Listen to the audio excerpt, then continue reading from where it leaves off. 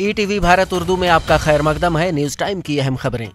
बिहार के एक और सियासी तूफान में वजीर आला नीतीश कुमार एक बार फिर मरकजी किरदार के तौर पर उभर आए हैं। पटना से दिल्ली तक तमाम पार्टियां मीटिंग करके आइंदा की हिकमत अमली तैयार करने में मसरूफ हैं। वजीर आला नीतीश कुमार ने सीएम हाउस में पार्टी रहनुमाओं के साथ मीटिंग की।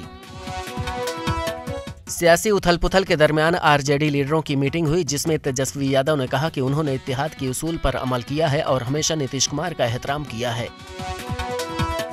एमआईएम के सरबराह असदुद्दीन ओवैसी ने नीतीश कुमार के बारे में 3 तलाक के अमल का जिक्र किया है। उन्होंने अपने एक पुराने बयान को रीट्वीट किया है। नीतीश कुमार कभी पीएम मोदी को 3 तलाक कहते हैं और कभी तेजस्वी यादव को 3 तलाक कहते हैं। ये उनके लिए ठीक नहीं है कि वो रहें या पलट जाएं।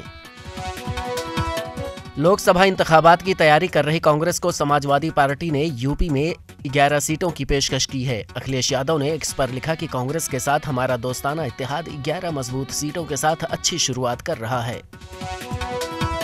कांग्रेस के सदर मल्लिकार्जुन खड़गे ने कहा कि इंडिया अलायंस के इत्तेहादियों को मुत्तहिद करने की कोशिशें जारी है। खड़गे ने कहा कि उन्होंने इस सिलसिले में मगरबी बंगाल की वजीर आला ममता बनर्जी समेत सभी लीडरों को खत लिखा है। सिक्योरिटी फोर्सेज ने सरहदी इलाका कुपवाड़ा के करना इलाका में क्रॉस बॉर्डर अस्करियत पसंद मॉड्यूल का पर्दाफाश करके 5 आनतकारों को असलहा व गोला बारूद समेत गिरफ्तार करने का दावा किया है।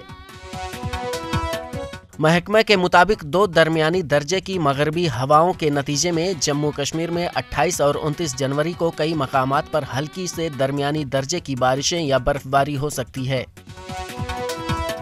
भारत और इंग्लैंड के दरमियान खेले जा रहे हैदराबाद टेस्ट मैच की दूसरी इनिंग में ओली पॉप ने शानदार सेंचुरी स्कोर करके इंग्लैंड की वापसी कराई है। इंग्लैंड की बरतरी 126 रन से और उसके 4 विकेटें बाकी हैं।